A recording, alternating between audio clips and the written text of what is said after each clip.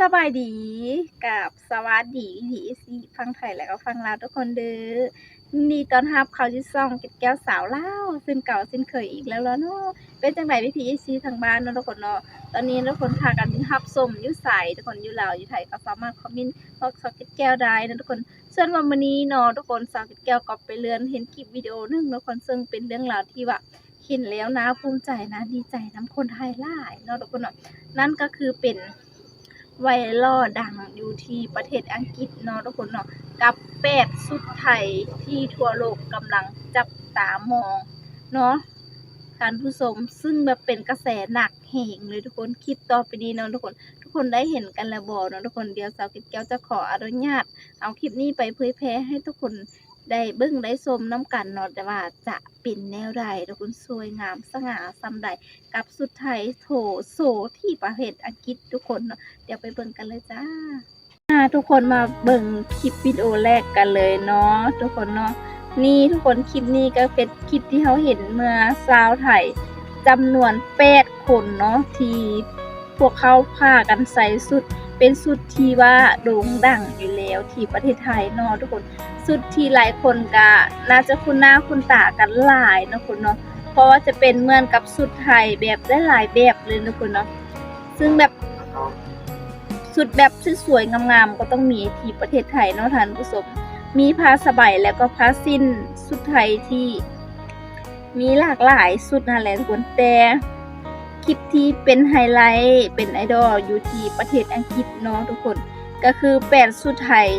8สุดพลาสนิยมเป็นสุดไทยเนาะทุกคนที่มีการใส่สวมใส่ตั้งแต่สมัยก่อนๆล่าสุดก็มีการไปเผยแพร่อยู่ที่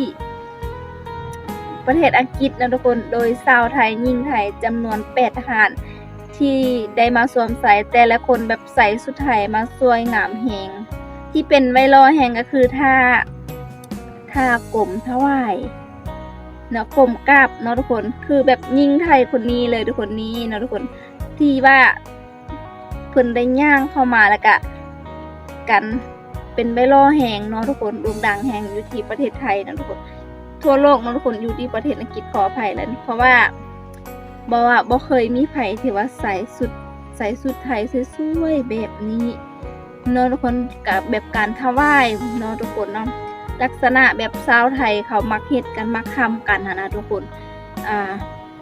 น่าจะแม่นประเทศอังกฤษนะทุกคนที่ว่ามีม้าอยู่แบบนี้สวยแฮงทุกคนที่ว่าชุดไทยมีแบบนี้เนาะทุกคนเนาะที่โด่งดังอยู่ประเทศอังกฤษนั่นเองนะทุกคนทั้งหมดก็คือ8คนเนาะ8ท่านที่ว่าเข้าไปใส่สุดแล้วก็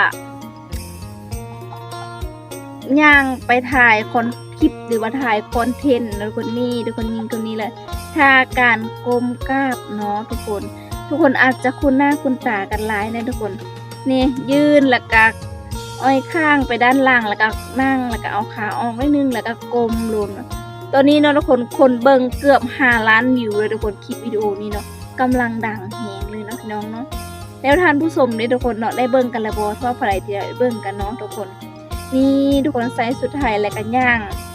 ออกมาทุกคนไล่กันทุกคนเลยที่ว่าเขาไล่ประเทศนี่ก็ไปที่ดูไบเนาะทุกคนไปเจอทะเลทรายอยู่ที่พีระมิดเนาะทุกคนใส่สุดไทยสวยๆแบบนี้ไปถ่ายรูปถ่ายวิดีโอคู่กับตัวอูฐเนาะอ่านถือบ่ทุกคนตัวอูฐเนาะหลายคลิปมันแน่สวยแฮงทุกคนสุดไทยที่แบบใส่อยู่ในประเทศนะทุกคนเนี่ยฝรั่งกันยังเบิ่งเนาะทุกคนว่าสวยงามนี่สาวไทยคนนี้เนาะทุกคนฝรั่งอยู่ด้านหลังทุกคนยืนงงยืนมองยืนดูแบบเขาก็อาจจะแบบบ่เคยเห็นเพราะสุดต่างประเทศส่วนใหญ่เขาจะบ่มีชุดแบบนี้มีแค่ประเทศไทยเท่านั้นนะคนเนาะใส่ผ้าสบายแบบนี้สวยงามอีหลีเนาะพี่น้องเป็นจังได๋ท่านผู้ชมเนาะทุกคนแล้วสุดนี้มีพี่ FC คนไหนหัวอยู่จังหวัดใดนะทุกคนนั้นสุดแบบนี้เนาะจังหวัดใดทุกคนคอมเมนต์บอกสาวกิ๊บแก้วนะทุกคนเนาะแล้วก็นอนแบบนั่งแบบชิวๆคือแบบโดดเด่นแฮงงามสวยเนาะทุกคนมาตอนนี้จุดนี้ก็คือแบบคือกับแบบการไปงานอีหยังสักอย่างนี่แหละเนาะทุกคนแล้วสาวมาใส่สุดไทยเนาะทุกคนเป็นคนไทยใส่สุดไทยเนาะทุกคน อืมเฮ็ดให้สะดุดตากันแฮงเนาะทุกคนคือว่าถ่ายทำออกมาได้สวยแฮงงามแฮงเนาะท่านผู้ชมนี่คือแบบเป็นหน้าที่สนใจของสาวต่างชาติเลยก็ว่าได้เนาะทุกคนสวยงามอีหลีนั่นเองเนาะทุกคนโอ้โหเบิ่งแล้วก็สวยอีหลีนะทุกคนน่าสนใจของสาวต่างชาติอีหลีที่ว่าเขาไปเห็นแล้วก็สวยงามแบบนี้นะทุกคนโอ้โหสถานที่เป็นแบบยุโรปนะทุกคนรู้สึกว่าแบบเป็นรู้สึกแบบด้านหลังนะทุกคนใส่กับสุดไทยคือว่าสุดไทยนี่โดดเด่นแฮงมาอยู่ที่อาหรับเนาะทุกคนป้าสาวอาหรับถึงก็งงกันเลยสุดไทยผ้าสิ้นสีชมพูแล้วก็ใส่สบายสีบัวนะทุกคนนะคือแบบจับสุดทุ่งไทยสะบัดไปสะบัดมานะทุกคนสาวไทยแล้วก็มีทุ่งไทยปักอยู่นะแต่สาวเกดแก้วเคยได้ว่าเป็นการเผยแพร่สุดไทยที่แบบบ่มีชาติใดที่ว่ากล้าทำกล้าเฮ็ดเท่ากับประเทศไทยนะทุกคนเพราะมันสวยงามมันออกแบบได้แบบเข้ากับคนไทยอีหลีเนาะเข้าไปใส่แล้วก็มันเข้ากับสถานที่อีหลีนะทุกคนเนาะค่ะผู้ชมบ่มีอีหยังที่ว่าเป็นที่ติสักอย่างทุกสุดแบบนับแต่ว่าไปเดินอยู่สถานที่ในต่างประเทศเนาะทุกคนก็แบบสวยงามหรือว่าสวนสาธารณะสถานที่ท่องเที่ยวมันก็เข้ากันหมดเลยนะทุกคนอาจจะบ่ได้ยินเสียงที่ว่าอันนั้นนะทุกคนมีเสียงรบกวนก็ต้องขอโทษขออภัยนะทุกคนมื้อนี้บ่มีไมค์นะทุกคนเนาะบ่ได้ใส่ไมค์เสียงมันก็รบกวนอาจจะหลายเนาะนี่ทุกคนเข้ามาดูแฮงเนาะทุกคนคลิปนี้โดยท่าที่การนกหวายนะทุกคนน่าจะมาถ่ายอยู่ที่ลอนดอนเนาะทุกคนเนาะโอ้เป็นการให้เกียรติชาวต่างชาติมาคอมเมนต์ทุกคนให้เกียรติกับผ้าเนาะทุกคนหรือว่าก้มตำรับเนาะทุกคนโอ้โหเวลาก้มกราบเนาะทุกคนลงมาเขาก็จะงกหัวขึ้นจังซี่หั้นน่ะทุกคนเนาะเนาะนักท่องเที่ยวไปถ่ายรูปก็มาแล้วก็มีหน้าคนมาเฝ้าอยู่หน้าพระราชวังเนาะทุกคนแล้วก็เขาใส่ลายสุดแฮงทุกคนสวยงามอีหลีเนาะทุกคนท่านผู้ชม8สุดไทยที่ว่าพาสถานเนาะทุกคนงดงามอีหลีปาดเนาะพี่น้องสวยอีหลีงดงามพระราชนีสุดไทยพระราชนีงดงามอีหลีเนาะที่ว่าใส่มาครบกันเลยถูกต้องเป๊ะทุกอย่างแล้วก็สวยงาม8สุดไทยโด่งดังไกลไปทั่วสุดไทยพระราชนีภูมิปัญญาวัฒนธรรม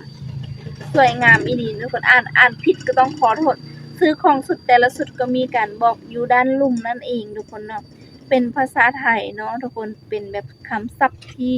สาวเกดแก้วค่อนข้างจะอ่านยากเนาะทุกคนสวยงดงามไหมทุกคนหรือว่าคนไทยสมัยใหม่ใส่นี่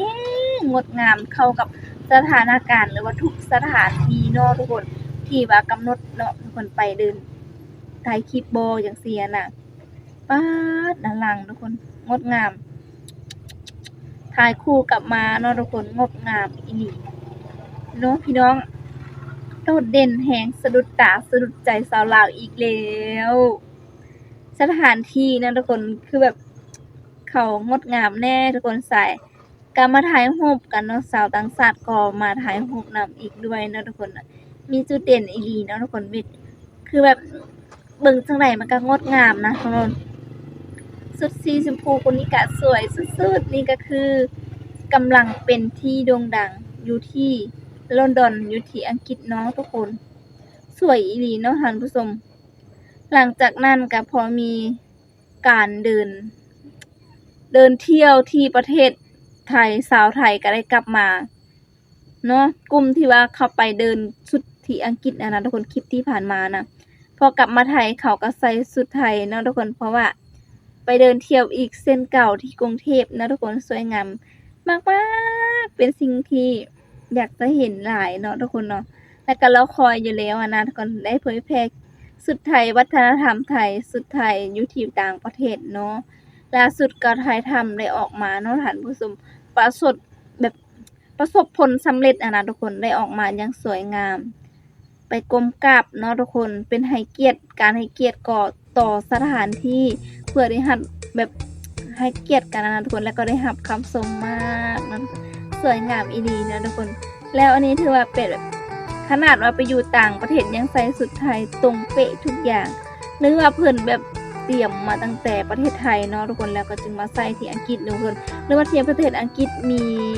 บ่อนห้านสุดไทยให้เช่าบ่จังซี่นะทุกคนอันนี้สาวเกดแก้วก็บ่ฮู้คือกันเนาะทุกคนเดาๆเอาเนาะถ้าพี่ FC คนใดฮู้ก็สามารถคอมเมนต์บอกสาวเกดแก้วได้เนาะทุกคนอันนี้เป็นความดีที่ว่าบ่ฮู้แท้ๆนี่ก็เป็นสิ่งที่กำลังฮอตฮิตล่าสุดเนาะทุกคนให้ชาวต่างชาติน่ะสนใจมากขึ้นนั่นเองว่าทั้งสุดทั้งยิงทั้งสายนะมีเนาะทุกคนเนาะเดี๋ยววันหน้าสาวเกดแก้วจะเอามา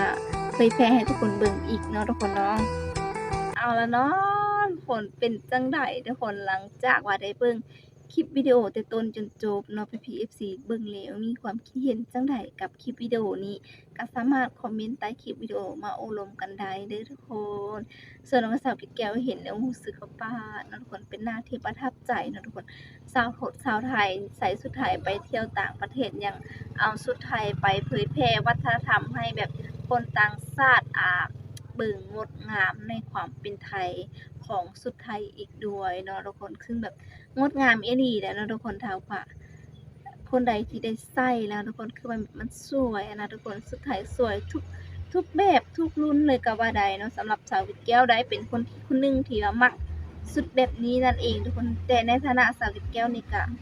อาจจะใส่บ่ได้ทุกคนเพราะว่าสาวเกดแก้วบ่สูงเนาะทุกคนเนาะเป็นคนเตี้ยว่าซั่นซะเนาะชุดไทยจะคนไทยส่วนใหญ่จะมีแต่คนสูงๆได้เนาะทุกคนเนาะสาวเกดแก้วเคยเห็นคนหนึงเนาะที่ว่าเข้ามาอยู่ที่โรงงานนะทุกคนลูกสาวเขาเนี่ยแบบอายุแค่14ปีเองนะทุกคนสูงแท้สูงหวานเนาะทุกคนเนาะผิวขาวๆอวบๆนะทุกคนป๊าดงามได้ทุกคนเนาะซึ่งแบบนอกเรื่องอีกแล้วเนาะทุกคนเนาะซึ่งว่าสาวเกดแก้วนี่มักในชุดไทยดีงดงามเนาะทุกคนเนาะแล้วเนาะพี่ๆ FC เนาะคำใดที่สาวเกดแก้วเว้าผิดพลาดประการใดก็ต้องขอโทษขออภัยด้วยคำที่บ่ถูกบ่ต้องก็ต้องขอโทษขออภัยด้วยสำหรับคลิปวิดีโอนี้สาวเกดแก้วก็จะได้ขอตัวจบคลิปเพียงวิดีโอเท่านี้นั่นเองทุกคนแล้วก็ฝากพี่ๆ FC กดไลค์กดแชร์เช่นเก่าเช่นเคยสำหรับคลิปนี้บ๊ายบาย